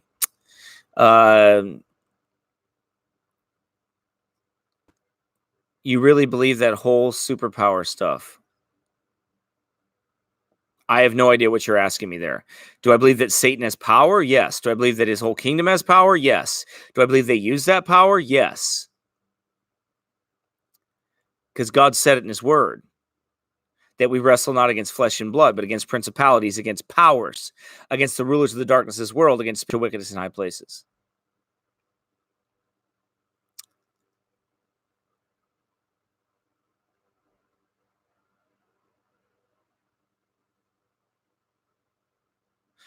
All Eastern monistic religions teach the one, and I agree on that, part of the perverse fornicating religion, but it's difficult to reconcile boundaries of the nations and made all men of one blood.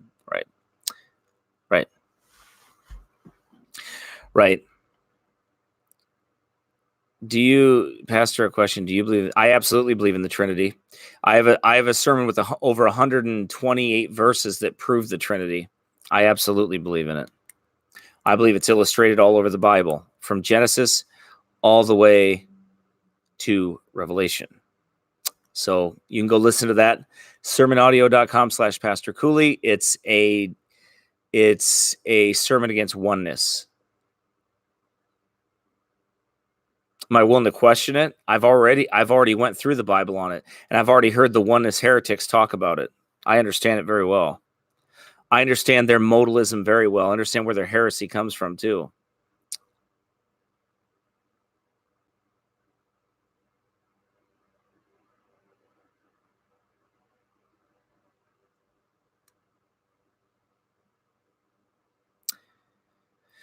What do you think about the new YouTube purge? Well, I think it's there for a reason. I think it's just all about Christians is all it's about really in the end. So far, Lady Techno asked me about Monday, Wednesday, Friday, 2 to 4. Well, as of right now, I'm going to do Monday and Wednesday for sure, 2 to 4. I may have to go earlier. I don't have to. I may go earlier on Friday because I like to spend time with my family on Friday. So I don't really want to take up all my afternoons on Friday to do that. So my family needs time too. So we'll see what happens with that.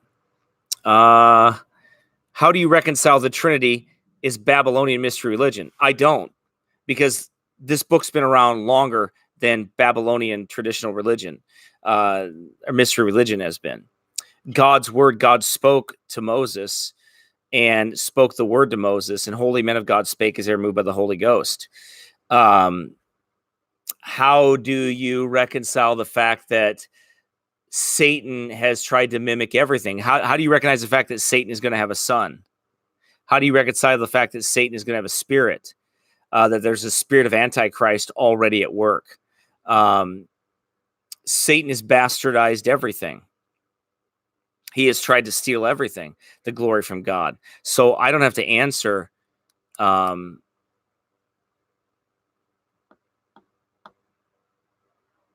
don't have to answer for that as far as that goes. What's your response to the oneness modalist argument that the Trinity was created by the Catholic Church?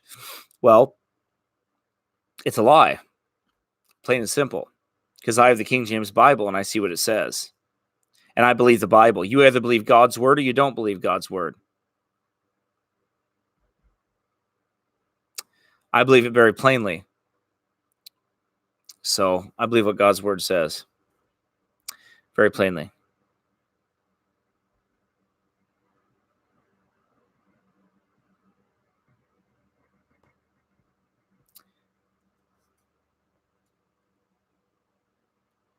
God's word is very simple. It's in the Bible. I'm not going to question God's word. I'm not going to do that.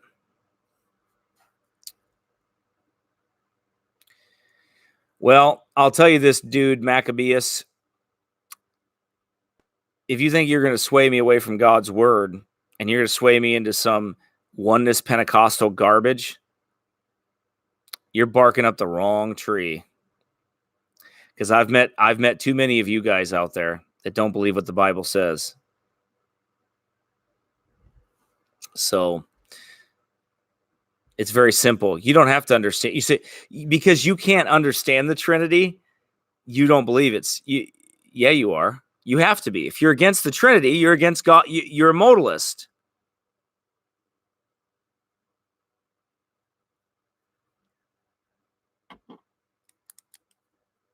If you're against God's word, you're a modalist in that sense. Some form of it, you could be called something else, but it's all the same heresies. They've been around forever. They're not new. They're not new. You're not going to tell me anything I haven't heard from anybody else. So I believe what God's word says. Here we go. I believe that Yahweh is Echad. Okay, well, I speak English ad, and my English ad tells me that your Echad doesn't make any sense to me because I speak English ad. So thank you for giving me the Echad when I speak English ad.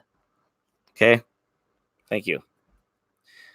I don't know why these people got to try to sound so intelligent and use a different language, or there's something else and they got to do that. Yeah, I know. I believe God is one too. Whoever said he wasn't? Hear, O Israel, the Lord our God is one. I believe that. Never said I didn't. He's also three in one.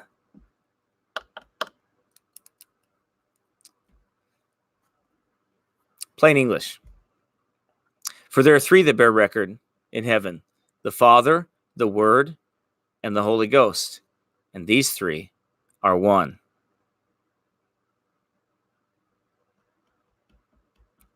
Yes, God loves all races of people. Oh, here we go. Now I want you to stop right here because dude just told me that this scripture is added.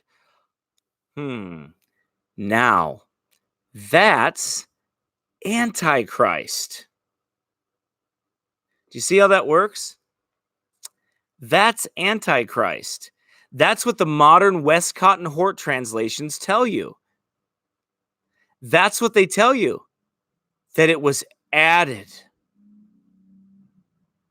That is added. That verse is not in the originals. Why? Not because they have an original in front of them. They don't have one of those. They tell you it was in the original.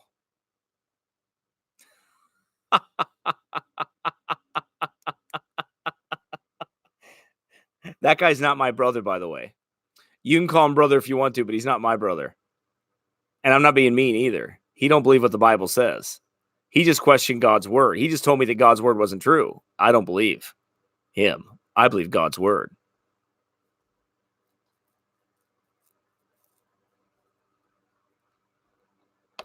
By the way, somebody just asked, does God love all races? Well, of course he loves all races. He loves all people. He wants them to be saved. That's why he sent forth his son to die on the cross for their sins, because he loves them. Doesn't want any to perish, but that all should come to repentance.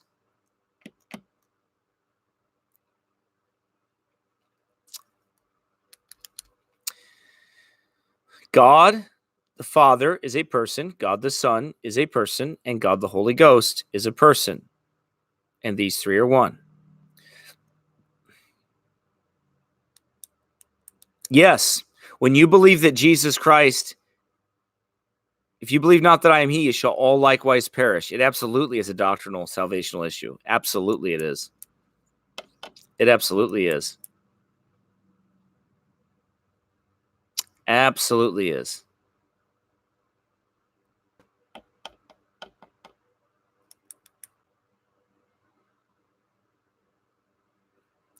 Anyway, let's see. God has the ability to be 3 in 1 or 10, even if he's God. Jesus is the one and only door. Absolutely is. I am the door, he said in John chapter 10. I believe that Jesus is God. Great is the mystery of godliness. God was manifest in the flesh.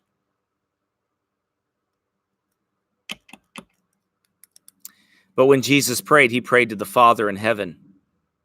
And I illustrate the Trinity all through the scriptures. Go read all those verses. They're there. They're there. They're not hard to see. They're very easy and simple to see.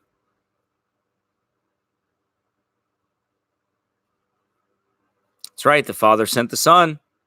And the Comforter, which is the Holy Ghost, whom the Father will send in my name, said Jesus. He shall teach you all things and bring all things to your remembrance whatsoever I've said unto you. Jesus was there. The Father was talked about. The Comforter was talked about. That's easy.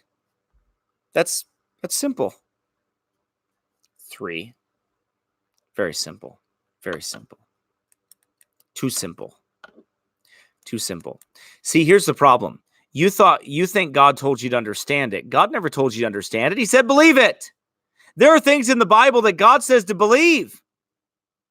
You don't have to understand it. You have to believe it.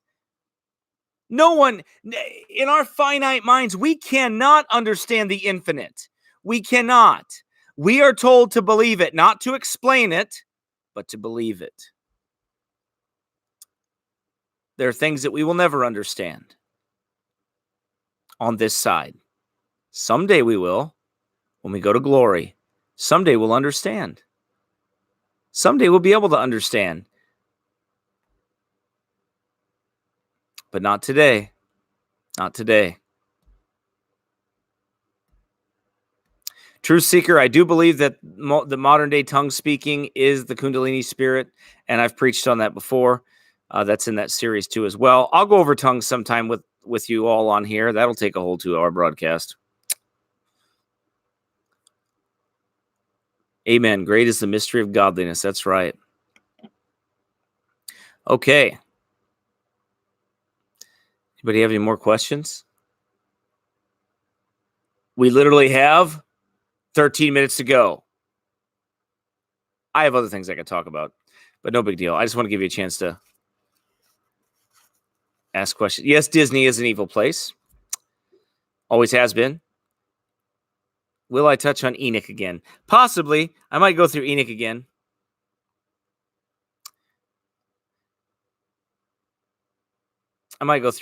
Sometime. Dude, Maccabeus, I'm not interested in you trying to trap me into some foolish thing to sway everything on here. I'm not interested in that at all. I'm not interested in your flattery. I'm really not interested in any of it. Not at all. Been through that whole spirit. Know what that is. Ugh. I like your zeal. But by the way, can I punch you in the face? Sorry. The whole Pharisee meter goes off there when I see it, especially when you start speaking in other languages and you start talking about, I believe he's Yahweh and I believe he's this and this. And you start the hakama. When you start doing that stuff, I just like, yeah, I already know what that is. Like you want to punch me in the nose. That's what you really want to do. You want to hit me right upside the head with something. Sorry. I'm telling you, I've been through it, guys. I'm telling you, on the street, with church members, with people. Been through it. Not fooled by it. Know that spirit. It's like buttering you up before I stick the knife in the 5th rib. Don't want to waste my time with that. It's nonsense. It doesn't go anywhere. They just go round and round and round and round in circles, and they think they know all the Hebrew and all the other stuff. Yeah, I know. It's just ridiculous. But anyway, let's see. Yeah, the sacred namers are just ridiculous. It goes on and on and on and on. No angles either, right? No angles?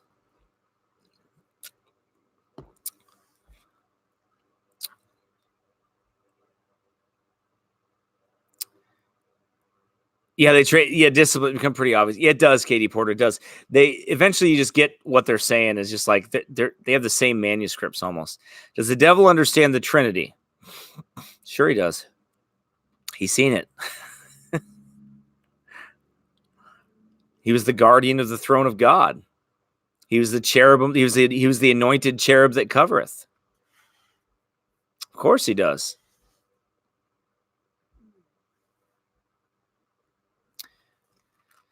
Yep.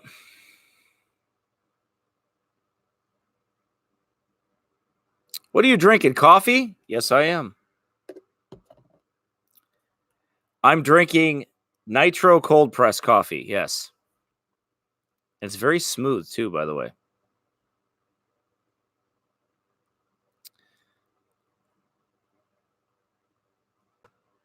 Let's see. Yep, that's why Satan tries to counterfeit. Except Satan is not the Godhead, so he can't do that. So he's going to put up an imitation false one.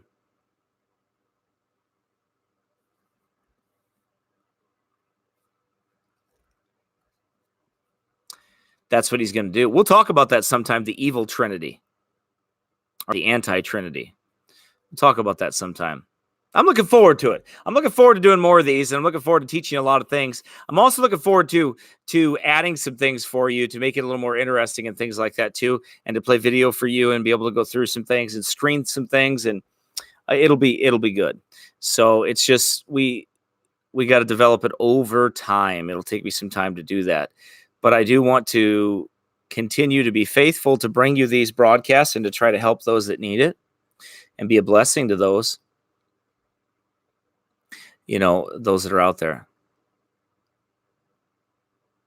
Yeah. How many hours a week, somebody asked me, do you read the Bible and the books on your shelf? It really just depends.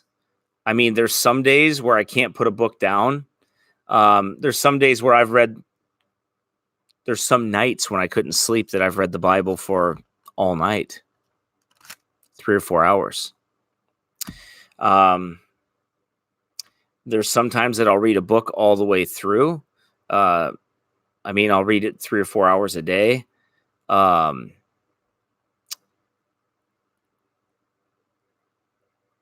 It just depends. It varies.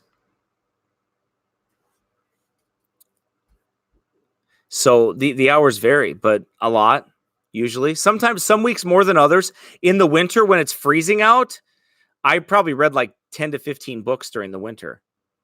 I'm guessing. I don't know the exact number, but it was somewhere around there, I'm sure. Maybe 10 at least. I don't know. I want to be conservative, but I don't know. Booklets, books. Yeah. Not to mention my normal studying, that kind of thing. I read 3 for sure.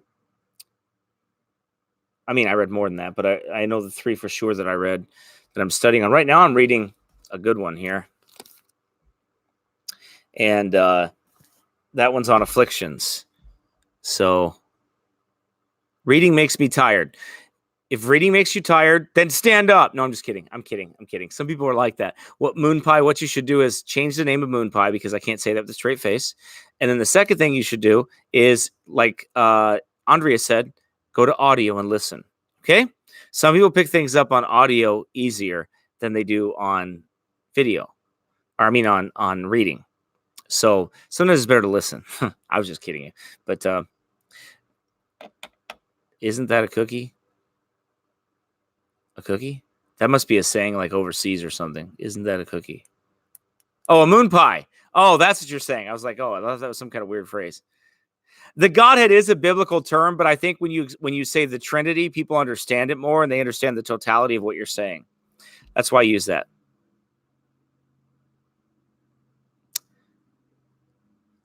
Lady Techno, I'm not for sure what you're referring to, I guess. You have to explain to me what you mean by that.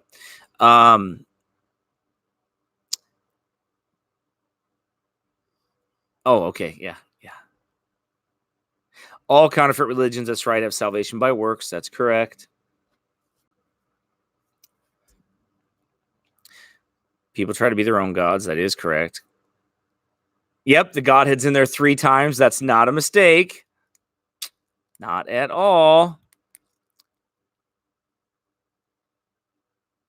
And I'm going to see what I have to do. I have to see what I have to get for software for other things like that. We'll find out to up the game here a little bit on things and make it the format a little bit easier and all that kind of stuff. So, because I want to be able to play the videos for you guys and get that. I don't know who James Wickstrom is. I've never heard James Wickstrom.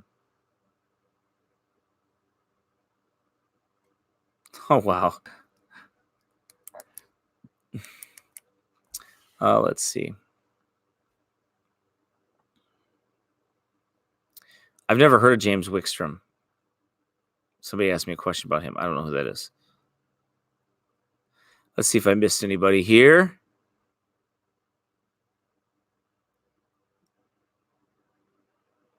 Pray for us. Before I go here, I'll say this too. Pray for us with this Pride event coming up. We want to preach outside of there. I won't say what time we're going there because I don't want anybody to know what time we'll be there. But we're going to be preaching outside of the Pride event. So pray for us as we do that. That's coming up like June, I think it's the 22nd or something like that. So on a Saturday. So pray for us. How do I feel about Anton LaVey? Well, he's a devil. He's a wicked man.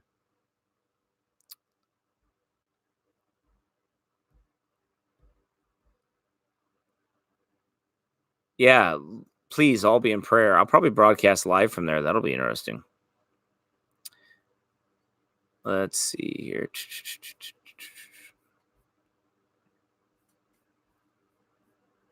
Let me look at something else here.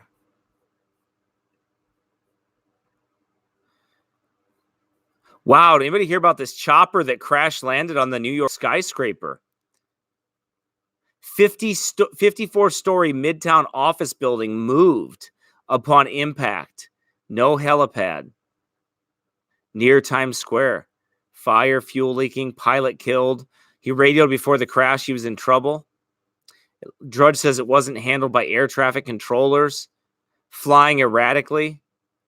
No indication of terrorism, says Cuomo. Rain, fog, and photos. Wow. Wow, that's incredible.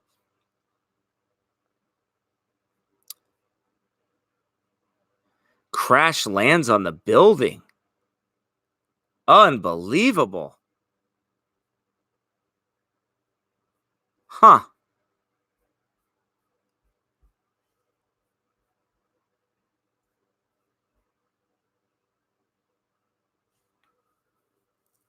Well, here's the other thing you got to be careful about with conspiracies too.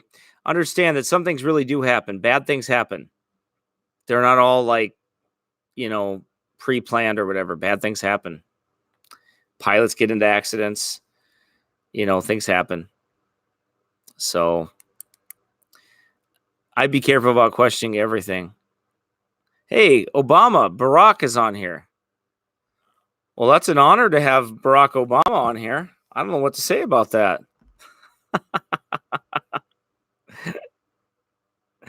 Oh, anyway, that's funny. Hey, Barry. Hey, Barry, what happened to those 2 years that you were in college that you came up missing? Where exactly were you at? What exactly happened during that 2 years that you were gone? That no one knew your whereabouts for 2 years. I think he was CIA trained then. That's what happened. Like he was the whole time. Anyway. Well, I think we're about done here. So I'm going to let you all go here. You have a good day. Next time I'll kind of know more to have it and I'll fill in even more. And we'll add to the broadcast here with a lot of extra things I'm going to have for you on Wednesday. So I'll maybe alert you and let you know what it's going to be about. I don't know. Hey, I'm going to try to figure out OPBC on OPBConline.com. I think that's our website. I got to check and find out, but I got to get you the website information so so you know how to get a hold of us. and so you can get updates, email updates and things like that. I'll keep you on an email list. I won't give it to anybody else because I don't have anybody else to give it to anyway. So just pray for us and pray for us to continue to do the will of the Lord. All right. I will say hi to Hannah. Definitely will do that. And we'll keep all the times regularly. We'll see you on Wednesday at, Lord willing, at 2 p.m. Have a good day.